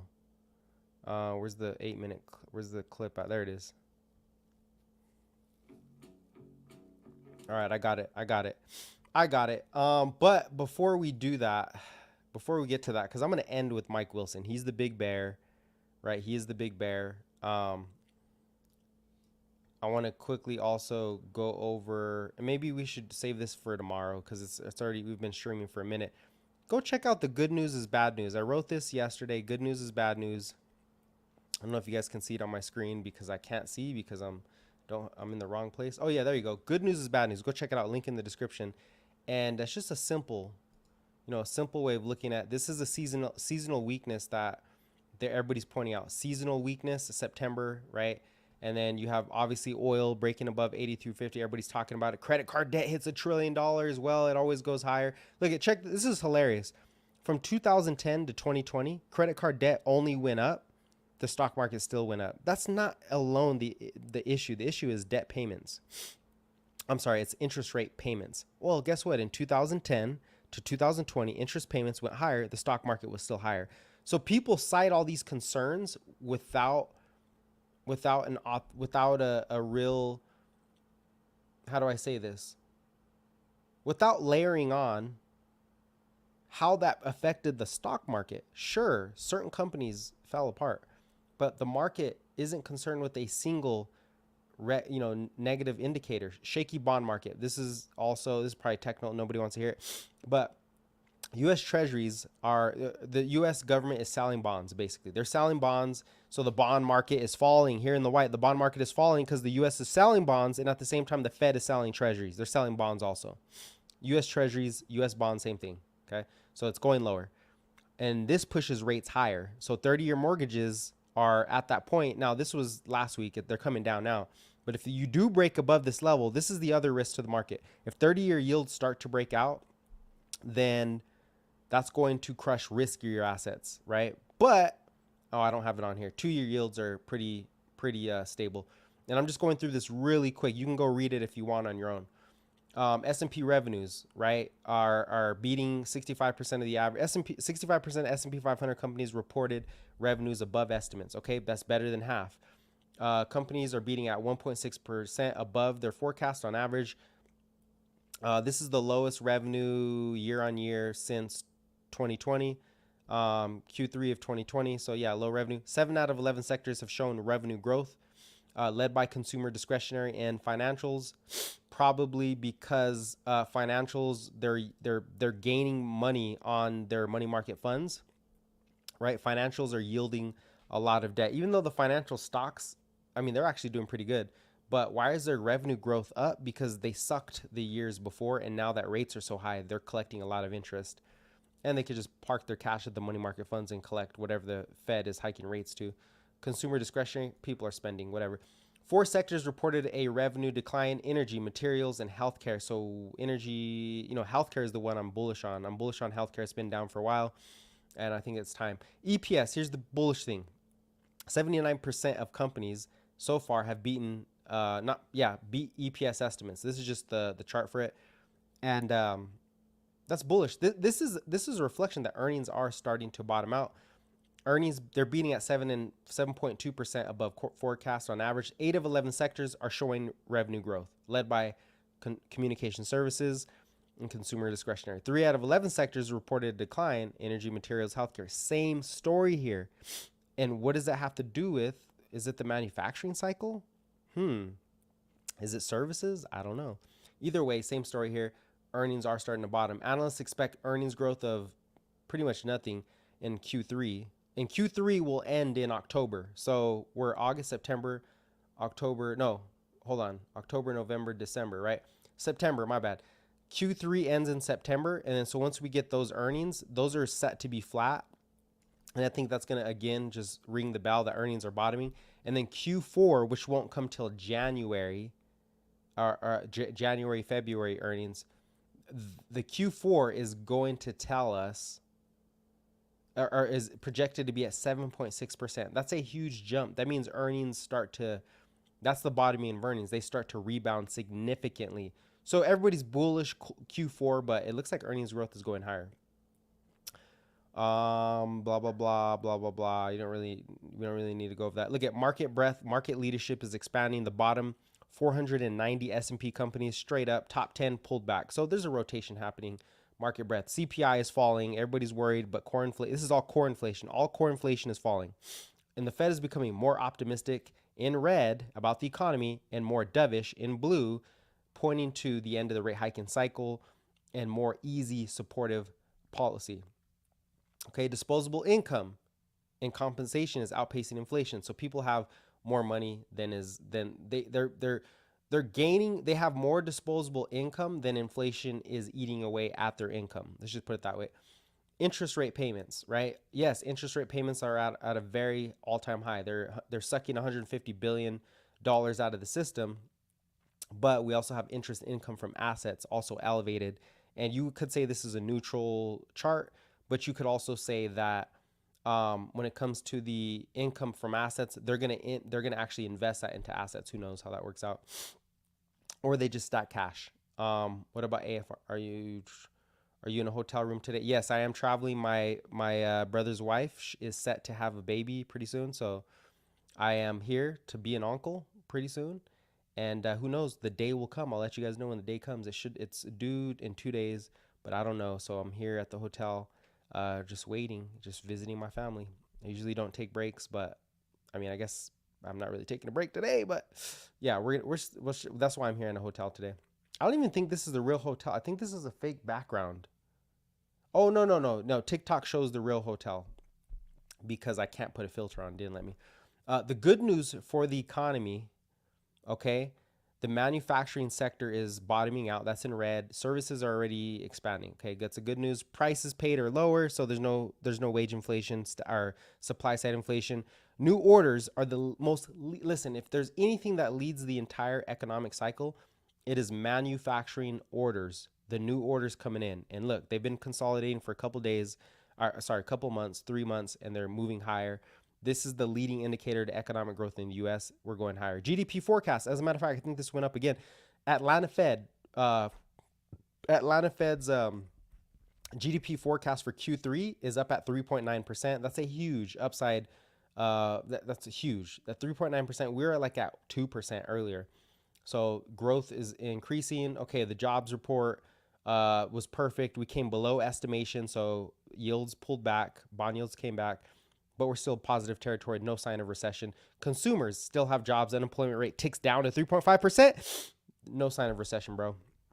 Sticky wages help spending. Everybody says, oh my God, wages are sticky. That's terrible. Well, they're not moving higher, but they are sticking around 4.4%. They were expected to come in at 4.2. So, okay, that's not great, but headlines falling, cores falling, and wages are sticky, so people can still spend.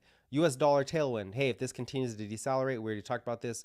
That is the big hand to it, and that is it for the report. I just wanted to quickly run through it. Go check it out, read it yourself, or subscribe for the updates throughout the week. Now let's move it over to, I want to finish off with Mike Wilson. As macro looks promising, but why is Affirm dropping? Affirm, I mean, maybe they had a bad earnings report. What is AFRM? What is I don't even know. What is Affirm? AFM? AFR? What is their ticker? AFRM. My bad. You put it on there. Affirm Holdings. Well, if I have this right, I think Affirm is a. Let me see. AFRM. What are they? They're a financial, right? AFRM. I bet you they're financial because there is a wave of financial stocks just pulling back into, yep, software infrastructure. What do they do? No, this is probably like PayPal, no? It's probably like PayPal. Yep, mobile first commerce, United States international company includes point of sale, point solution. It's kind of like Square then. I would say they're just pulling back with Square, right? And some of these technology platforms, their debt to equity ratios, whatever, they have no PE. They're still a risky stock. Okay, fintech. Here's the problem with fintech right now. I'm big on fintech. I still think crypto is a better bet when it comes to financial technology, centralization, decentralization. But there's a lot of competition in the software infrastructure space, and they don't usually have. They're not really gaining earnings yet. A lot of these companies are not making earnings yet. And so they're very risky, which is why they explode when rates are lower and when the Fed is easing policy. But right now, the Fed is still tight in their policy. Long-term rates went higher. And I told you, we talked about this, when long-term rates go up, not the 8-month or the 2-month, because those are sticky right now, right? If we go to like US, actually, you know what? I have the yield curve on here. Where is it? Here's the yield curve. Check this out. Can you guys see this on YouTube? This is key. Here's the yield curve you always hear about, right? When you hear the yield curve is inverted, what it means is it's pointing down. Usually the yield curve you want to go up. And so when it goes up, short-term rates or borrowing is easy. Short-term borrowing is cheap. And that's what most funds economic growth, where long-term rates are a little more expensive. So the thing here is when you invert, short-term rates go up, therefore short-term growth the next 2 months to 2 years, here's the 2-year, that becomes so expensive that borrowing slows down, the economy slows down, and then the rates are actually higher themselves because the curve is one thing, but the actually elevation of the curve is a whole nother thing, very technical. The point being is that when you get long-term rates, here's the 20-year, right? The 20-year, there's a 30-year. When you get long-term rates, let me update this, make sure it's the right yield curve because it could have switched on us. When long-term rates, where Affirm, Square, Robinhood, a lot of these companies who haven't made profit yet, their valuation is based on long-term rates because they're not earning anything in the short term. So when those long-term rates go up, that is basically cutting their profitability, right? So that's happening. Plus fintech sold off. Plus they have a lot of competition. Plus, what else is going on with fintech? SoFi made a big run. I think it's just really financial conditions tightening for that sector. There's not a whole lot of liquidity. So when rates do come down from the Fed, and then when long-term rates come down, because like this thing could stay this way. Like you could have the yield curve pointing up, but ultimately what happens is the long-term rates stay where they are, or they even fall. It's just the short-term rates fall way faster and way lower. So the curve still goes up. Really complicated, right? You'd have to do a whole session on that. But Affirm and a lot of these fintechs, they have to have really good earnings. and promises because rates are still too elevated, inflation's too elevated. They haven't turned a profit yet. The market already moved up significantly, so there's a pullback in the overall market too. So there's a lot of negative factors towards those type of companies. Not just doing with the company. Firm's probably a solid company. I really don't know. I haven't looked into it. Do you feel rates have peaked? If so, is this a buying opportunity now or shortly? Ryan Lange. By the way, I'm on Bluetooth. If you want to check out the charts that I'm looking at and subscribe, help me with the algorithm. And good to have people asking questions on the YouTube. So, do I think rates have peaked? Have rates peaked? It depends what you mean by rates. There's a lot of different. There's the Fed funds rate. It's at 5 and 5. It's at 5. I'll put on here Fed funds. That's a really good question. A lot of people say have rates peaked. Fed funds. There's no definitive answer, to be honest with you. But here's Fed funds. Hopefully, this is actually showing the right Fed funds rate. And this is where people not need to, but hey, you should learn how this works. Yo, what the heck? Oh, there we go. Okay. So Fed funds is at 5.5, right? This is probably not showing the right Fed funds rate, but it's at 5.5. And then you have, put this as a line, you have the bond market. So there's two type of rates in the market. There's Fed funds, and Fed funds is at 5.5, 5.25 to 5.5. Have they stopped hiking rates? I'll say this: if oil doesn't get above 83.50, if CPI headline comes in lower than expected, if growth continues to slowly cool, I think they're done hiking rates. Now, bond yields, are those done going up? The 2-year isn't really going anywhere. The 5-year is. The 5-year is going nowhere. But 10-year long-term rates just started surging. So long-term rates now are moving up. Now, it's very complicated picture. Are rates done going up? Which part of the curve are you talking about? Right? The Fed is selling bonds, so they're going to push rates up. And also, the U.S. Treasury is creating more treasuries, more bonds, and selling those. So are rates finished going up? Probably not. Probably not. But is it a buying opportunity? Forget the rates. That's not how you gauge a buying opportunity. Wait for a gigantic pullback in the S&P 4,400. And really, what stocks are you looking at? There's a lot of factors. If you want to know what I really think or dive deeper, I have bookings. Go to my website, link in the bio, click on my profile. You could book a call with me. And I could tell you everything I think in the time allotted there, right? And kind of tell you what I would do in your situation. Everybody's situation is different. Are you talking about S&P? Are we talking about buying bonds? What are we talking about here? There's so many different things to do. So I wouldn't say this is a buying opportunity unless you're going to cite like Tesla, Apple, Amazon. Is that a buying opportunity? That's different than, buying opportunity for SPY or Qs or ZM or Affirm, right? Those are totally different assets. There's different asset classes. They move differently. They're sensitive based off different things. So I'd say that. All right. So Affirm, cool. Another fintech. Morgan Stanley. We're gonna get to this. This will be it. I think we're already in 1:30. We hit the time mark.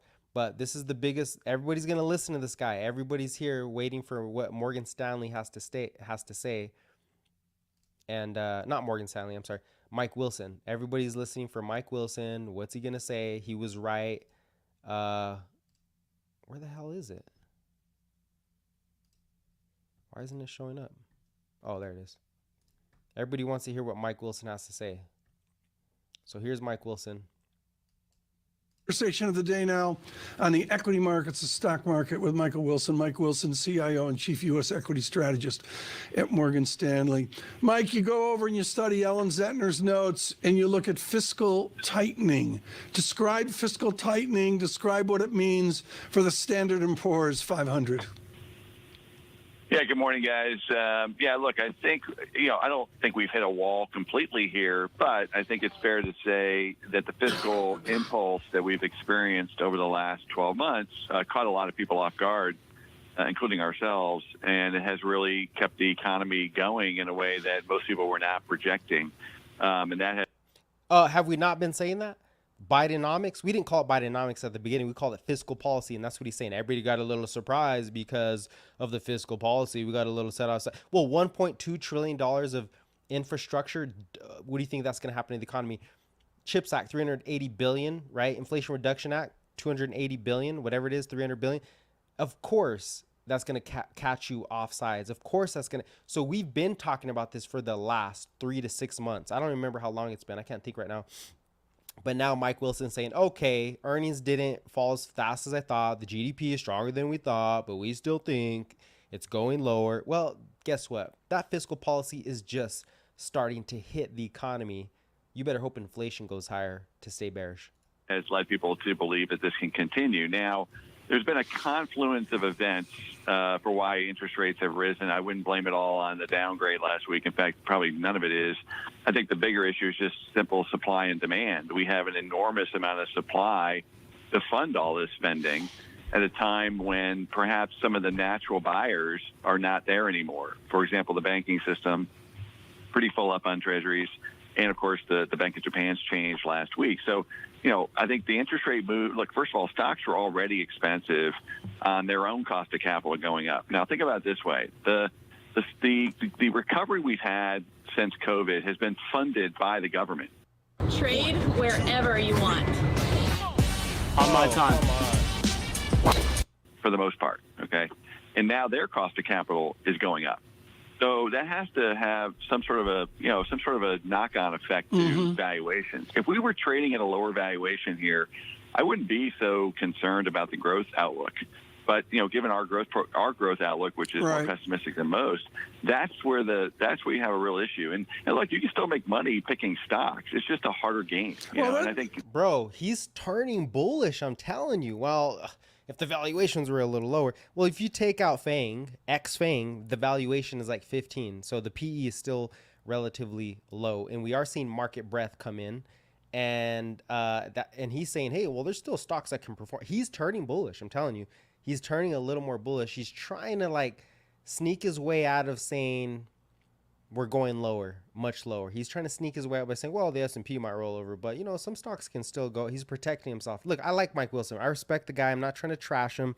Very smart guy. I'm just waiting for him to capitulate, because my biggest issue with him was he thinks revenues are going to go lower and the GDP, earnings are going to suck. But bro, how, when fiscal policy is printing trillions of dollars?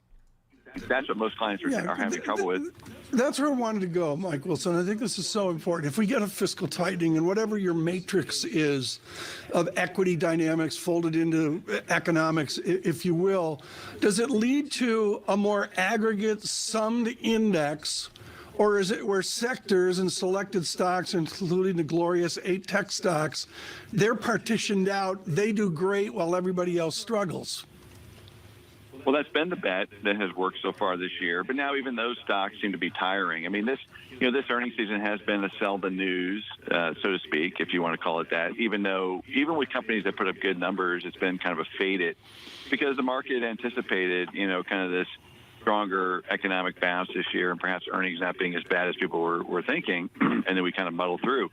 So now. Okay, yeah, I agree with him there. I mean, he's basically saying that earnings were better than expected coming into this earnings season, and all the names ran up beforehand.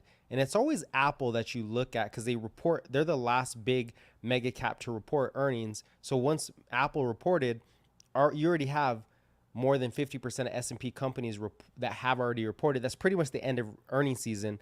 So the market bid up into buying that earnings would be better expected. Now we're pulling back to consolidate. In my view, he thinks we're pulling back to a significant low, and I think he's wrong on that.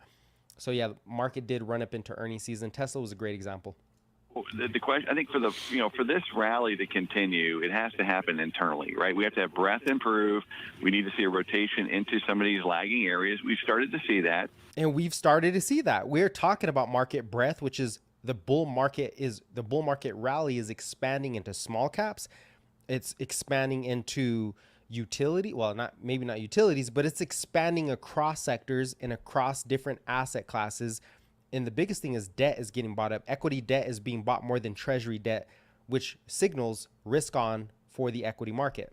So, hey, if that's his biggest argument against stocks, that breadth has to expand, it's happening, right? RSV, which is the S&P equal weight, is up against the S&P. And I'll have this in the next newsletter. But all the market breadth is expanding. So regardless of what you think or the macro or policy rates, people are still betting with their psychology. They're underweight stocks. Their expectations are now getting beat for the economy. So like, damn it, they're switching, they're turning. And you just got to watch the price. At the end of the day, who cares what your outlook is? If price keeps climbing higher, what are you going to say? Okay, I was still right. Well, damn, the S&P's up 50%, right? It's like a year from now, and you're saying, okay, now it's time to invest. Well, hey, great. But bro, that's not the best risk reward for people. And I'm not talking to Mike Wilson. I'm just saying in general, hey, you got to take a risk in life. There is no perfect scenario to get in stocks. There's not a perfect scenario. There's better and there's worse. There's where the probabilities are in your favor, and there's where it's not in your favor. There's good price low, and there's buying price high. That's all there is.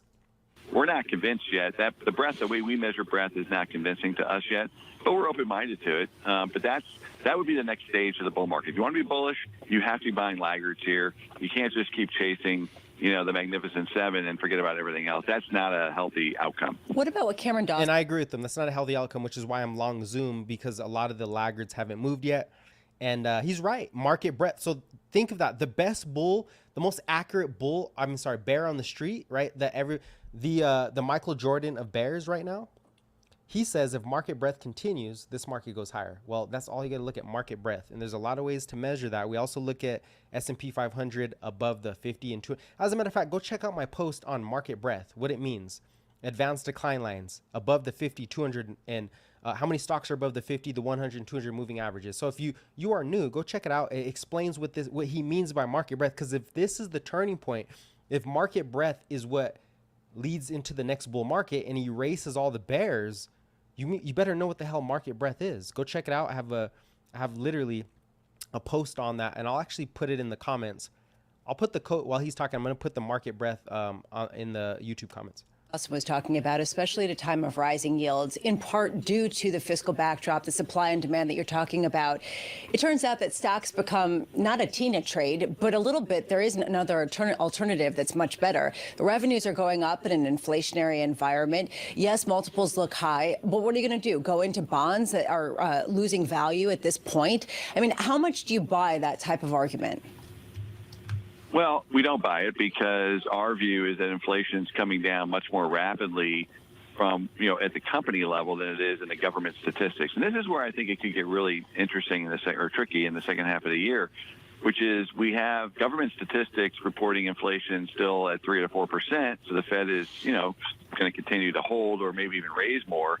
Yet what companies are actually seeing in their businesses, Lisa, are deterioration. Like we have negative price now in many of the good sectors, right? The PPI, finished goods, is in negative territory, export pricing, import pricing. So it's the opposite of 2021. Think of it this way. In the back half of 2021, companies were getting 15, 20% price, yet the Fed was on hold because they were saying, well, we're not sure yet this is going to be permanent. Of course, they were late to the party, and companies got to over-earn at a very low interest rate. Now you have the exact opposite. Interest rates are being held very, very high at a time when company earnings for the majority, not all, but the majority of companies is deteriorating, meaning sales growth is not increasing. It's actually going down, and we have 0% sales growth in the second quarter. And if we're right on this pricing dynamic, then that's going to be something that catches folks off guard. That's why we're not going into small caps and the lower quality parts of the market. If you're going to... Hey, we talked about that, though. I do agree with him there, is that... he's saying that basically rates are higher than they were last year, yet revenues are lower than they were last year. So shouldn't that mean things go lower? My argument is it's bottoming out. EPS is actually doing good. He said earnings are worse, but no, he means revenues. Revenues are worse. Revenues are coming down, but maybe they're bottoming out. Maybe revenues are done. Well, what's a leading indicator for revenues being done? It would be the leading indicator for revenues being done would be GDP is picking back up. That global growth and liquidity is picking back up. And that fiscal policy continues to be in the market. Why isn't he addressing that? Right? So I think revenues are not done, but it is a stock picker's market, and the small caps will get hit the most with these elevated rates. So I agree with him there. That is true. That is true. But again, fiscal policy, bro. How do you address fiscal policy? You can't just act like $1 trillion of stimulus isn't coming into the economy over the next 6 months. You can't act like that's not happening, even with rates up. And plus $5 trillion on the sideline. And plus baby boomers retired and they're spending They're going to have fun, and they own the most money in the world. So I just don't agree that revenues will continue to decelerate. Maybe one more quarter. Go to the laggers. Make sure you go to laggers that have good balance sheets and good margin structures. Okay, so it's still a quality play, just different quality names. I agree. If inflation is going to come down and come down rapidly, then why wouldn't that really favor a Fed rate cut that could turbocharge some of the trade into big tech? Do not go to fabletters.com. Do not take our historically low offer. 2 for 24 shorts, 1 for 24 pants. Well, because the Fed they know they made a mistake, and they've said it, right? They know they were a little bit late on the transitory call. Okay, fine. Why would they cut rates if we have full employment? There's no reason to do that. Unemployment is 3.5%. You have inflation still north of 3%, so not anywhere near their goal. Just hold. I'm not making the case they need to raise rates here. I don't think they need to do that. Oh, now he's saying they're done. Actually, no, Mike Wilson said that they'd be done back in March. So just hold rates here. That's good. Unemployment's low. That's good. He's literally citing bullish position, or not positions, but he's literally citing bullish info or bullish data to make the bear case. Unemployment's low. GDP's up. Payrolls are still hot. That's bullish, bro. So it's not about the rates. The market obviously can still move up in the face of elevated interest rates. It already has. So really, what's really swinging here is as those rates pause, that is like you're holding a beach ball underwater and you let it go when the pause, boom, the pressure comes up. So I think that's what we're witnessing is when the Fed does pause, more pressure to the upside because it is about rate of change. It is not about the absolute level. It is the rate of change. And if those rate of change of rates comes down or stops while the rate of change of incomes continues, right? Oh, inflation's at 3%. Well, it's came down significantly. Okay, it's come down significantly, and we see a lot of deflation and disinflation happening. So a lot of cash on the sideline. Dividend or asset income, like the cash. Here's the other part. There's a bull market in cash. Why? Because everybody's going to the money market funds, 5.5 trillion all-time high, cash being parked through Fidelity, through BlackRock, through these big institutions. It's being parked there because they're collecting risk-free interest, which is why I think the bond market is weak. Because people are like, why would I jump in the U.S. market when everybody, when I believe the U.S. dollar is going to collapse and blah, blah, blah, and the, economy falls apart, when I can get a risk-free 5% for cashing my cash or for just putting in cash, right? If you have Robinhood, they give you like 4%. So people are they're getting interest income on their damn cash for the first time in 30 years? So there's a lot of earnings out there to still be spread when this macro improves. And, I think he's in a hole right now. I think he's in a hole. You see, he comes out and talks when the market's down. I like Mike Wilson, smart guy. I just think he's wrong here. But I think they're going to want to see the whites of the eyes to make sure that things are down. I don't work at the Fed. I don't know what they're going to do, but my prudence would say that's what they should do. They should pause and see what happens and not try to anticipate too much here because that got them in trouble last time. Mike, can we just finish with your framework, post-pandemic framework? We'll remember it well. It was hot and short. The cycle would be hot, but ultimately it would be shorter than what we'd seen previously. Now, Mike, it certainly was hot, and you got the equity market call coming out of the pandemic dead on. But, Mike, does anything lead you to question the short part? Because I think that's where the conversation is quickly shifting, as you know, over the last couple of weeks.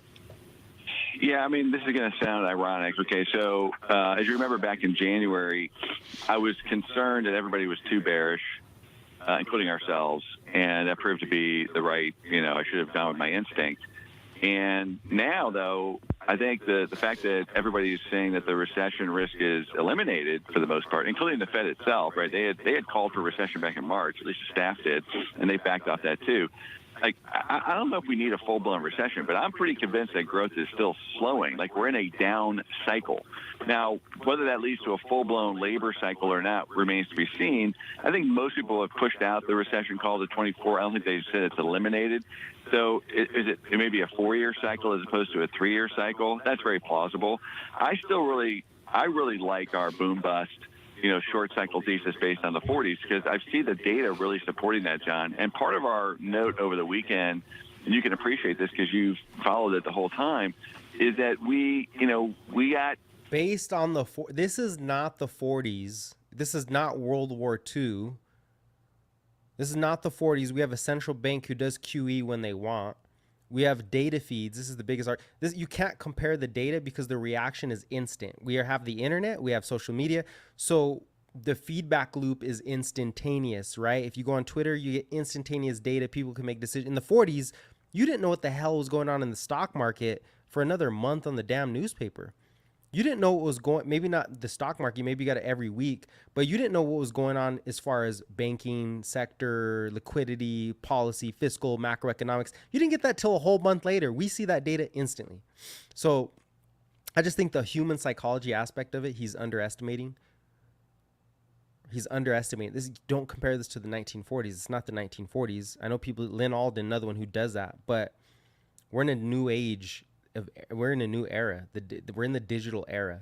Information is instant. So you need a black swan event that instantaneously hits the market for us to really downturn. You know, we kind of missed this fiscal impulse, right? That was a big miss on our part. We thought the fiscal impulse would come at the time that they really needed it. The thing about it this way, they're doing 8% budget deficit spending when you have 3.5% unemployment. I mean, that's really unprecedented. So what's going to happen if we do get a slowdown next year? And I just think this boom bust thesis. If we get a slowdown next year, the Fed cuts rates. Duh. They reverse the balance sheet. Duh. This is still correct, and maybe the market's looking through it to the other side. Look, that's a risky proposition given where valuations are. It was a great. Maybe the market's looking through it. It isn't looking through. It's a risky proposition for the market to look through. Okay. Idea to buy stocks last fall. We traded it. We didn't stick with it long enough. Okay. But I think at this stage, you need to be very selective for some sort of retracement, at least back to the 200-day moving average. Okay, there we go. 200-day moving average. So Mike Wilson is bearish basically because valuations are too elevated. That's it. That's all I got from that. He's surprised that fiscal came in too strong. He's surprised that the market is looking through all the earnings picture. And are you sick of having issues with your webinars, wasting tons of time? So he's so that's it. Valuation. That's his big thesis is valuation, right? And he said maybe he'll pull back into the 200 moving average. Let's see where that is real quick before we sign out of here. We're gonna be out in a second. So okay, SPX. Where's that 200 moving average? Let's throw that 200 moving average on there. What the heck? Where's my moving averages? Why are they not here? No way, bro.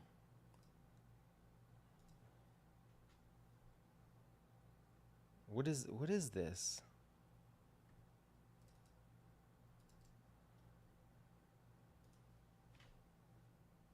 What the hell is going on here?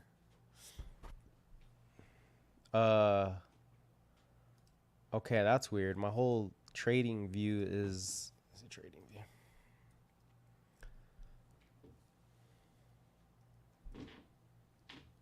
I mean, I guess we don't have to look at the trading view one. It's just easier to look at, but let's see, super charts. I'm gonna be pissed. Why is my freaking setup like this, bro? Who did this? Okay, that's pissing me off.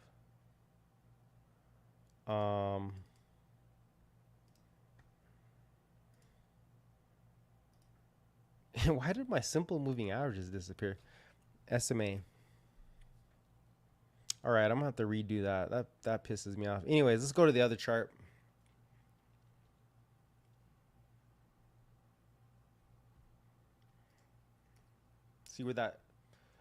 We'll see where that 200 moving average is at. Oh, my back is hurting from sitting here. Never sit down. I gotta go do some workouts. All right, so SPX, 200 daily moving average. By the way, on the day today, we got Qs holding up above VWAP, IWM above VWAP, SPY above VWAP. We're not strong, but we are holding in there. SPX. Man, 200 moving, bro, that's 410. Okay, that's a big pullback from here. By the time that comes down, yeah. So Mike Wilson, 4,200 is probably what he's saying. He's probably calling for it. And look at the RSI really on the daily. We're coming down sharply. We haven't came down this sharp since right before we went higher. on the after the debt ceiling. That's where we're at. So, I mean, that's the name of the game right now. It's the name of the game is, hey, valuations suck. That's why you should go lower. But market breadth, he admitted, can continue higher. So market breadth and valuation. We'll see how that goes. Earnings pick up, game over. Game over. Back to my chart. Okay. All right, well, hey, that link is in the for market breadth link in the comments there. Go check out the website. Go subscribe if you haven't already. It's free. Hey, it's a macro report. Technicals, what's going on in the market each week, each and every week. I'll be on tomorrow. What time? Eastern time? It'll probably, let me see, probably, I think 12 Eastern time, 12 or 1. I don't know. We'll see. Again, I'm on kind of a vacation, so the schedule will be a little flexible for me. Anyways, I appreciate you guys coming on. Don't forget to subscribe. Again, if you want to book something, book it. Appreciate you guys showing up. TikTok, YouTube, same thing. And we'll be live again tomorrow. We'll get through what's the next bear case. What are the technicals? What is the earnings picture looking like? Will oil get above 83.50? That's the question. You guys stay blessed. Get your workout. Eat a solid meal. Learn something new today. And stay blessed.